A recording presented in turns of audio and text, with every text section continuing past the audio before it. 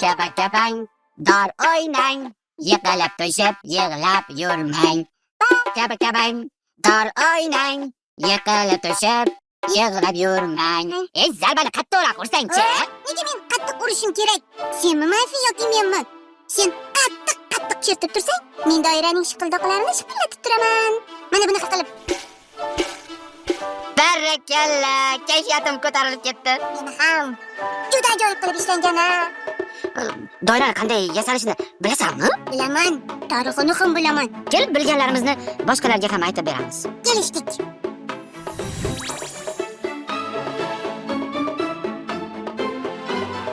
Doira yana childirma, chirmanda deb ham ataladi. Dumaloq shakldagi bu musiqa asbobi juda qadim zamonlarda tok zangidan, ya'ni tok novdasidan yasalgan. Tok navdasini dumaloq qilib gukish oson bo'lganda, keyinroq oradan vaqt o'tib, ustalar yog'ochga ishlov berishni o'rganib olishgandan keyin, hozir siz biladigan doiralar tayyorlangan.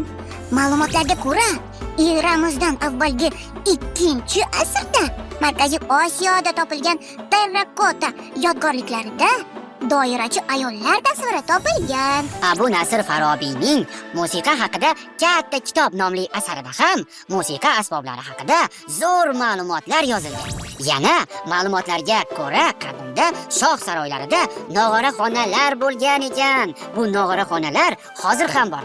Agar siz musiqali teatrga borsangiz, sahnaning shundoqqina tagida joylashgan orkestrni ko'rasiz.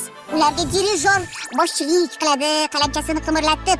Qadimgi nog'oraxona aynan shu joyga o'xshaydi. Ya'ni nog'oraxona nog'ora va damli musiqa cholg'ularida kuy chalayotgan paytda ijrochilar joylashgan xona deb ta'riflangan. Rus tilida bu joyni orkestrovaya yama deyishadi. Ohangini yoqtirib eshitadiganingiz doira gardishiga buzoq, baliq, ba'zi esa toyning ishlov berilgan terisi tortiladi. Gardishning o'rtasiga esa 40 dan ortiq halqachalar teriladi. Ular doira chertilganida shiqillab, alohida sado berib turadi. Halqachalarni-chi shing'iroq, yana shilshila deb ham atashadi.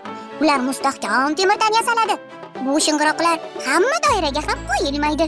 Eng muhimi, doira 2 qo'l yordamida chalinadi. Manfibek, Labbay.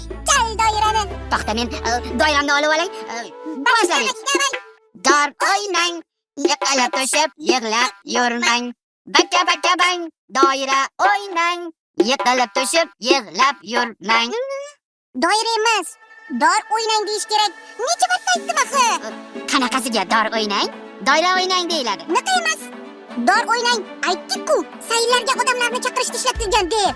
Dorbozlar kelganini ham aynan doira chalib qilishganda. Dorbozlar qayerga kelgan? Qayerga kelardi? Bozorga. Katta mahallalarga kelgan. Ha, tushundim. Qiziq. Hozir ham dorbozlar mahalla yurib tomosha ko'rsatisharmikin? Bo'lmasa-chi? Ertaga shular haqida gaplashmaymizmi? Zo'r fikr. Gaplashamiz, faqat ertaga.